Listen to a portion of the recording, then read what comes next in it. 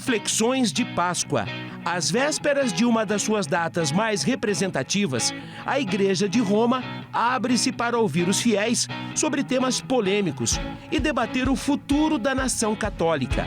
No Cidade Entrevista de hoje, Dom Severino Clasen, arcebispo de Maringá.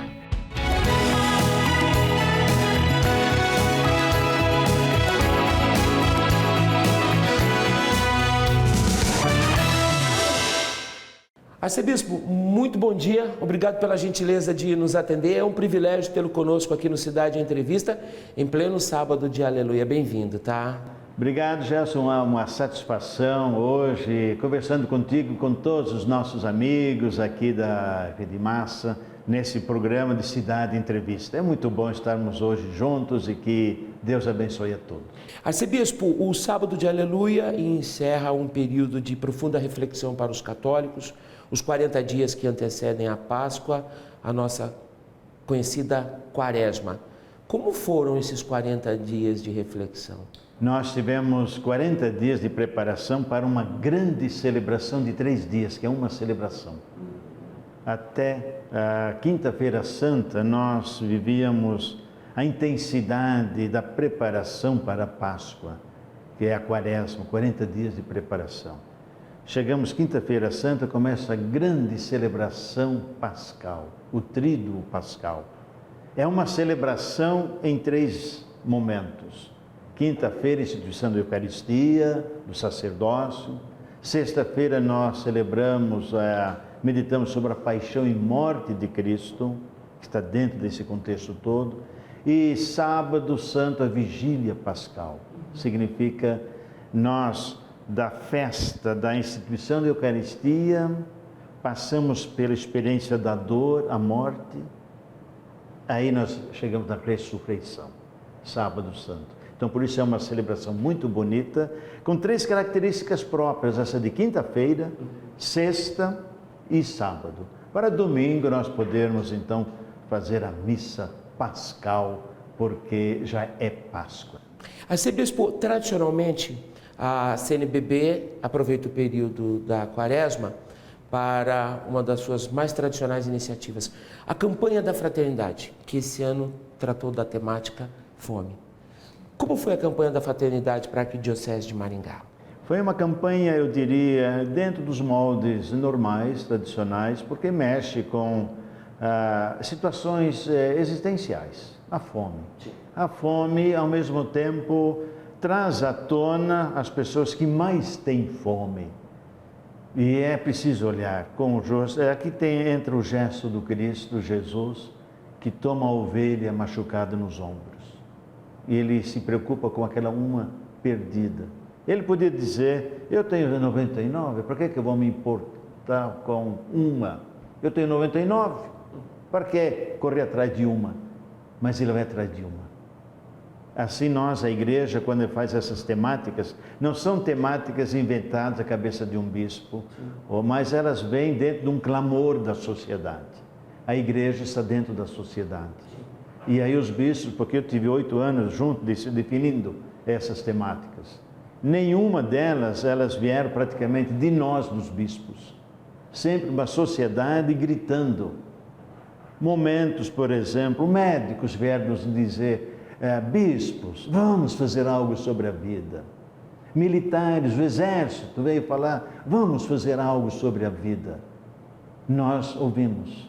E aí surgiram as grandes temáticas da campanha da fraternidade.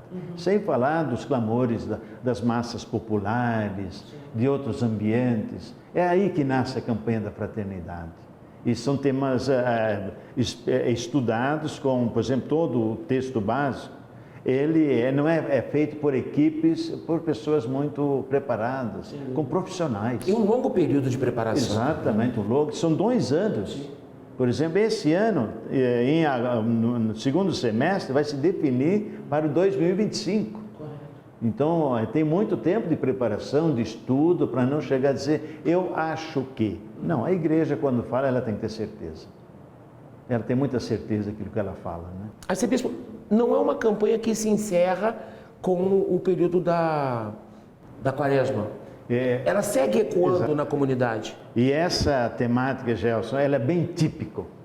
Ela não pode parar, porque nós vamos ter que ter uma luta. Eu sei que nós estamos entrando num debate, a questão dos nossos... Aqui, vindo aqui de Maringá. Sim. Nós temos as pessoas que ficam pedindo esmolas nos semáforos. Significa uma campanha duradoura. Nós precisamos estar atentos para acolher todas as pessoas, sobretudo aquelas que estão mendicando. Como nós podemos acolher? Tem que ter uma inteligência, tem que ter habilidade, isso não se faz de uma hora para outra. E também nós nunca vamos conseguir eliminar, mas podemos amenizar. Essa é a tônica que a igreja tem que estar pronta. Como a Igreja Católica lida com essa temática, arcebispo? A esmola está na Bíblia. Sim. Dar a esmola é do contexto cristão. Porém, nos dias atuais, virou um grande problema de saúde pública, de ausência de políticas públicas. Como lidar com isso no contexto da realidade de hoje?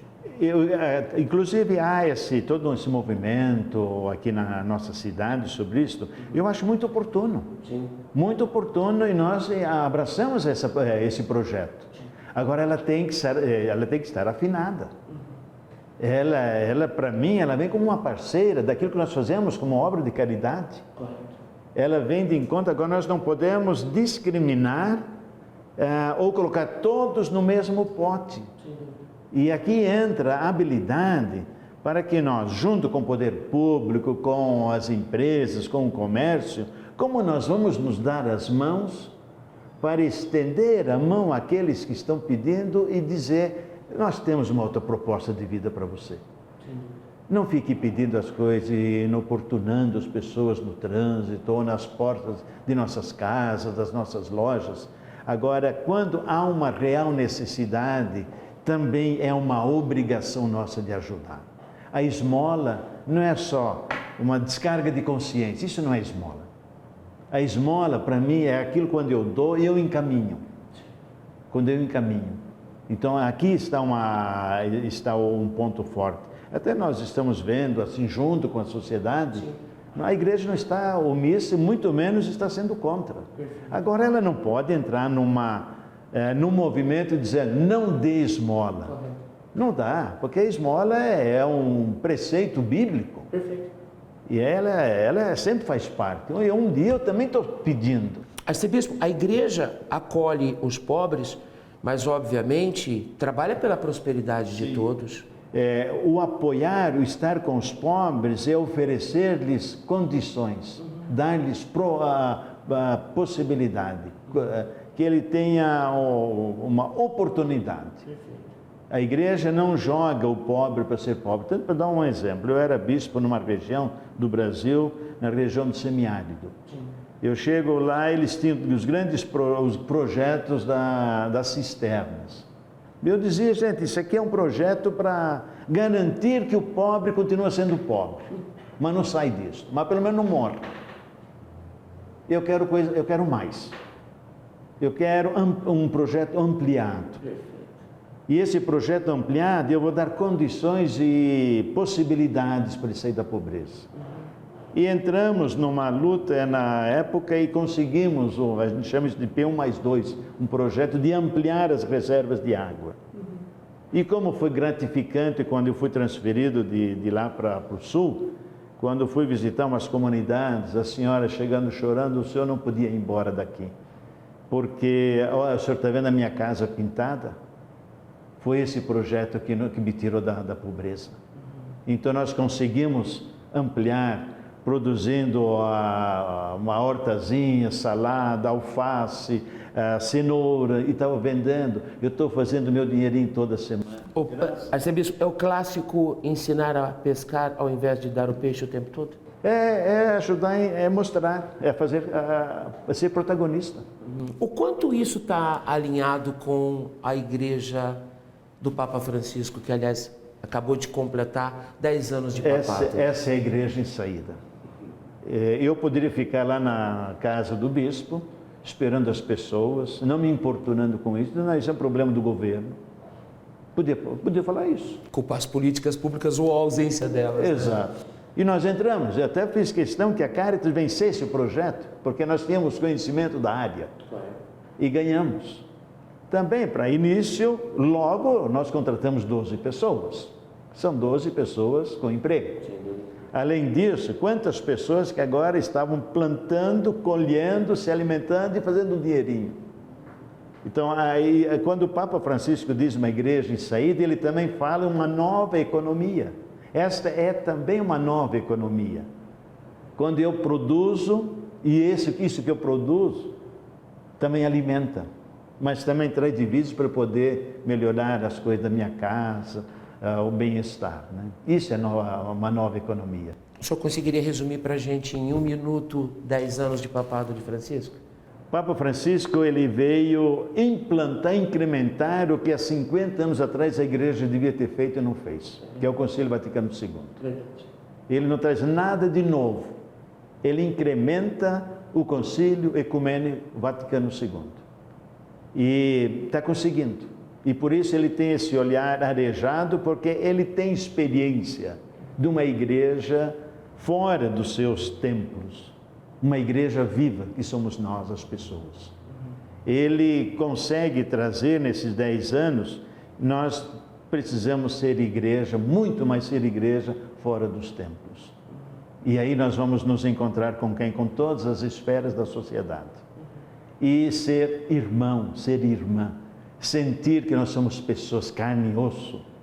Nós temos sensibilidade, nós temos sonhos, e o Papa Francisco chega como grande homem da igreja, eu acho um dos papas mais inteligentes, mais encarnados que a igreja já teve. Ele tem vocação para polêmica, esse bispo? Ele não, porque ele foge das polêmicas, ele fala as coisas. Sim. Agora, faz polêmica quem não quer entrar. Ou quem não entendeu a mensagem. Ou quem não entendeu, ou porque está tendo vantagem com injustiça. Quem tem vantagem com as injustiças sempre vai ser contra o Papa Francisco. Aliás, mesma coisa foi com Jesus Cristo. Aliás, o que o Papa Francisco tem? Uma espiritualidade definida e muito profunda, um homem de muita oração. E isso a gente sabe quanto esse homem reza. Não sei como ele dá conta. Um homem de profunda vida de oração. Quer dizer, um homem como Jesus, toda hora a gente vê eu e o Pai. Aqui a gente vê o Papa Francisco e Cristo. Olha, isso é bonito. Esse é o nosso Papa. Isso dá uma real dimensão do quanto ele sabe sobre a importância de ser a conexão com Cristo. Exato. E a missão de ser a referência do Evangelho, né? Do Evangelho. Arcebispo, essa proposta do Papa de um modelo híbrido, os papas casados que queiram ser ordenados, os padres ou aqueles que estão casados e queiram ser ordenados, e aqueles que obviamente queiram seguir a sua vocação sem a necessidade do casamento, sem a comunhão do casamento. Qual que é a sua opinião sobre essa proposta aí? Você quer colocar no fogo, né? Não, de jeito nenhum. Mas não tem problema. Eu posso dizer tranquilamente a minha convicção. O celibato é uma riqueza na igreja. Correto. É uma riqueza. Ela nunca vai deixar de existir. Existe também o celibato por disciplina. Por exemplo, eu como religioso, eu faço votos de pobreza, obediência e castidade. Isso é voto, isso é uma opção. Eu que escolhi, não tenho que mudar. Então, para o religioso é uma escolha. Para o diocesano é uma disciplina. E aí, aqui eu abriria o debate. Eu abriria o debate. Porque é uma disciplina. A disciplina hoje serve, amanhã pode ser assim, ou pode ser assim. Então, ela também não é chegar, vamos mudar. Não, porque aqui existe uma cultura. Sem dúvida. Tem uma cultura, você tem que respeitar isso. É a função do sínodo? De ouvir. O sínodo tem a função de ouvir, trazer os clamores. Agora, esses clamores, eles vão ser estudados, eles vão ser avaliados. Eu até diria, aqui parafraseando Dom Paulo Evaristo Arns, quando uma repórter perguntou a ele, então Evaristo, e como que fica as mulheres na igreja, a questão da sacerdotisa, o que ele respondeu? Depende de vocês. Simples assim. Depende de vocês, como que vocês fazem um debate, como nós vamos buscar os argumentos, como nós vamos fazer. Isso tem que ter um grande debate. Não é chegar lá que o Papa Francisco vai fazer isso. Não, agora a partir de hoje, a partir desse sino, vai ser... Não, isso vai ser um processo. Talvez lá na frente mude, talvez não. O senhor tem uma trajetória importante dentro da Igreja Católica, já passou por outros papados. Me fala da contribuição de Francisco em deixar a Igreja de Roma mais próxima das pessoas, dos cristãos. Quando o Bento XVI pediu a renúncia, porque ele percebeu pela saúde e pela macro dificuldade que existe na sociedade, como um homem, um Papa, vai conduzir uma igreja dentro deste mundo. Ele percebeu que a carga, a saúde dele não permite. Olha o gesto de humildade do Papa Bento. Dos maiores. Dizer, não é uma fuga, mas reconhecer o limite. Sem dúvida. Então esse é um ponto. Agora, quando o Papa Francisco ele assume, ele traz essa... Bom, agora eu me perdi na pergunta. O quanto a Igreja de Roma, com o Papa Francisco, se aproximou das pessoas. Sim. Ótimo.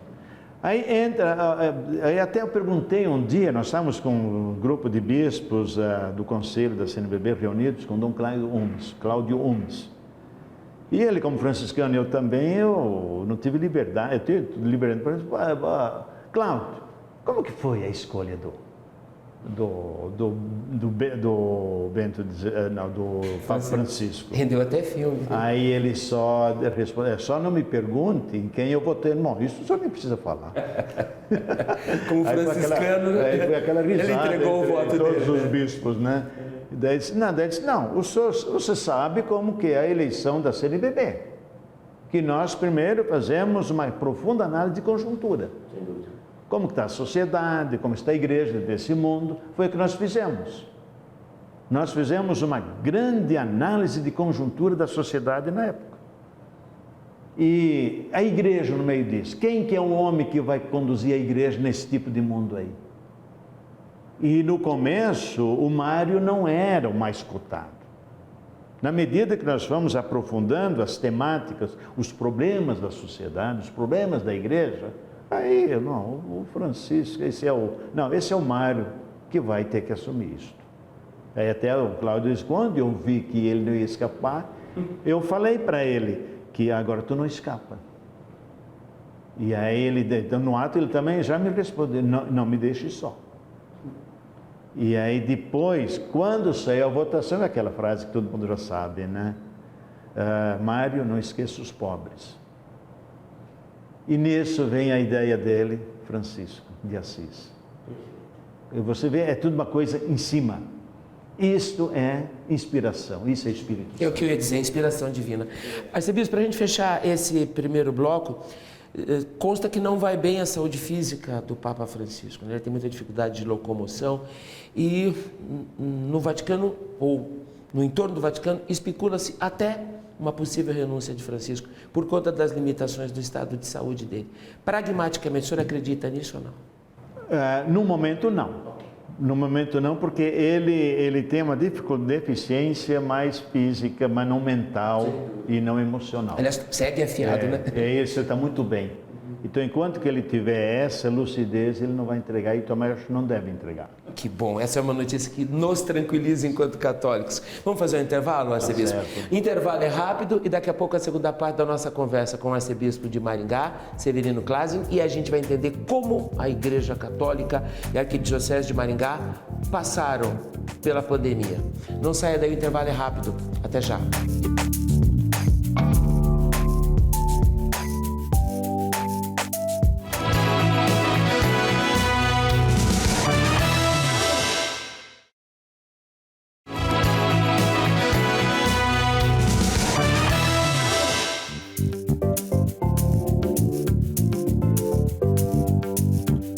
De volta com o Cidade Entrevista, neste sábado de Aleluia, um convidado muito especial, arcebispo de Maringá, Severino Clasen. Eu me lembro de uma homilia sua, aliás, eu recuperei isso pesquisando para a nossa entrevista, em que o senhor começa a homilia se referindo ao clero, se dirigindo aos padres e dizendo: hoje eu não estou aqui para perguntar o que é que o padre fez, eu quero saber como é que o padre está.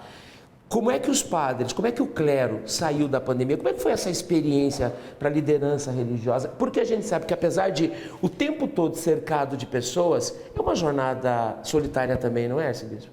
Agora, aqui é só quem é bispo para saber. Porque você tem um público, você tem um monte de fiéis, você tem os padres, você tem os diáconos e os religiosos. E o bispo, ele tem que estar aí para acolher todos. E quem são os meus braços? Quem são as pessoas? Quem é a voz do bispo? São os padres. São 59 paróquias, 500 e tantas comunidades. Como nós vamos transmitir ou levar esperança, vendo famílias perdendo pai, perdendo mãe, perdendo filhos, perdendo avós? Como levar esperança? Essa é a nossa missão. Eu tinha que ter uma retaguarda muito forte para que os padres não entrassem na pandemia, que eles não fossem pandêmicos. E ligavam, no começo até os padres estranhavam, né? Eu ligando para eles: não, o que o senhor está? O que eu fiz? O chefe está ligando. Não, porque eu não costumo, a gente quase nunca vê alguém me ligar para perguntar como eu estou. Não, eu estou preocupado contigo. E essa relação, ela trouxe proximidade. São parte da sustentação da igreja. Exatamente. E nessa proximidade, eu podia encorajá-los. Sejam presentes, levem uma palavra, não se exponham. Sim. Porque era muito, nós perdemos 2 padres, quase perdemos um terceiro, graças a Deus está bom. Ele hoje está atuando numa paróquia, aí está muito feliz, mas deu muito susto. E quantas pessoas que... Um padre que eu ordenei em Santa Catarina também, eu senti demais, é como um filho. No mesmo dia, um outro padre que eu conheci muito também no sul aqui do Paraná, de União da Vitória, também faleceu. Isso foi tudo junto. Nós ficamos num momento aí, na escuridão. Quarto fechado, escuro. Pessoas morrendo, não podendo atender, você tem que ficar trancado. E isso foi muito pesado. Nesse ambiente eu chego aqui em Maringá. Pois é, eu achei aqui uma definição bem bacana, um pouco antes da sua chegada aqui. O senhor diz o seguinte: as portas estão fechadas, mas os corações estão abertos para a difusão do Evangelho. A igreja também se ajustou a esse momento e não interrompeu o fluxo do processo de evangelizar. Exatamente. Certo. Criou-se um novo hábito de evangelizar. As redes sociais. Foi aí.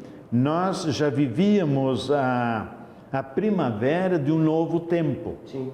É necessário termos um novo jeito de evangelizar, usar novos métodos, e creio que a pandemia forçou para o novo acontecer. Sim. Tipo, quando em Caçador eu tinha que celebrar a primeira missa, olhando só para uma câmera, porque não tinha mais ninguém, só banco vazio. Era uma coisa muito patética, muito chata, é horrível. Uma experiência nova. Você passar um sentimento para bancos vazios. Passar calor humano para uma câmera, sabendo que lá tem muitas pessoas. Mas é diferente. E isso nos treinou. E a gente percebeu quantos padres têm dificuldade e acabaram aprendendo.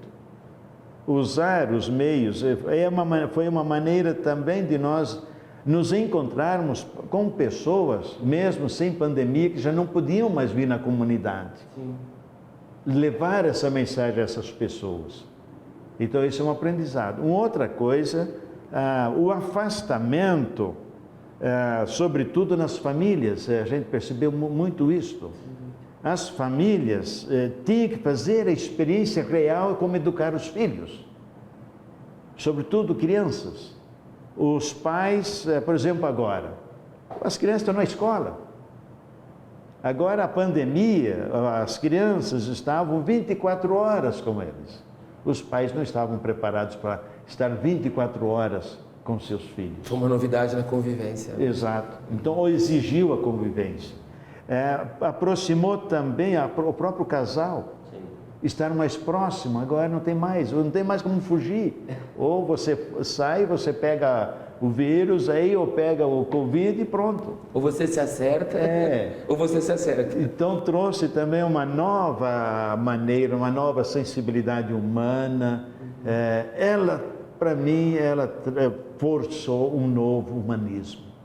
A pandemia, um novo humanismo. Saímos melhores da pandemia, na sua opinião, arcebispo? Eu acho que nós ainda estamos tateando. Sim. Estamos ainda tateando porque nós temos ainda uma cultura materialista muito violenta. É preciso dar mais ênfase ao humano. E nisso aqui agora nós voltamos ao Papa Francisco. Antes da pandemia, o Papa Francisco falava de um novo humanismo. Ele falava da ecologia, ele falava de uma nova ordem econômica. Um novo patamar de relacionamento entre as pessoas. Né? Exato, um novo patamar de relacionamento entre as pessoas. Ele já, novamente, o Espírito Santo conduzindo esse argentino. Argentino, né? Ainda que argentino. Arcebispo, boa Páscoa para o senhor, bom domingo de Páscoa. O senhor tem 1 minuto e meio para deixar uma mensagem para a nossa audiência, por favor. Foi muito bom estarmos juntos, porque isso é passagem. Nós fizemos uma memória nesse momento, nesse programa Cidade Entrevista, que você que está nos acompanhando possa fazer essa passagem linda desta Páscoa que está se aproximando. Hoje, vigília pascal, é a vigília. A vigília a gente está na expectativa, tem que estar preparado para que amanhã a Páscoa seja vida nova. Que tudo o que nós vivemos na pandemia, tudo aquilo que nós estamos tateando agora, nos agarremos em Jesus Cristo, agora não mais o Jesus, apenas o homem antes da Páscoa, mas agora o Cristo pós-pascal, aquele que está no seu coração, aquele que está ressuscitado e te chama para uma vida nova, renovada, para também chegar um dia com Ele à ressurreição. Uma feliz Páscoa para você. A sua bênção, arcebispo. Que Deus te abençoe. Muito obrigado, e continue sendo essa pessoa simpática. Muito obrigado, são seus olhos. E trazendo sempre mais essa esperança para esse querido povo que está te acompanhando. Muito obrigado. Nossos agradecimentos a Dom Frei Severino Classen, arcebispo de Maringá. Cidade Entrevista fica por aqui. Se você perdeu o programa de hoje, ele estará disponível daqui a pouco em nossas redes sociais. Acesse também @Rede Massa Maringá. Desejamos a todos um excelente final de semana, que seja um domingo de Páscoa de muita paz. Não tem problema se não tiver chocolate, mas se tiver amor já é o suficiente. A gente se vê no próximo sábado. Tchau, até lá.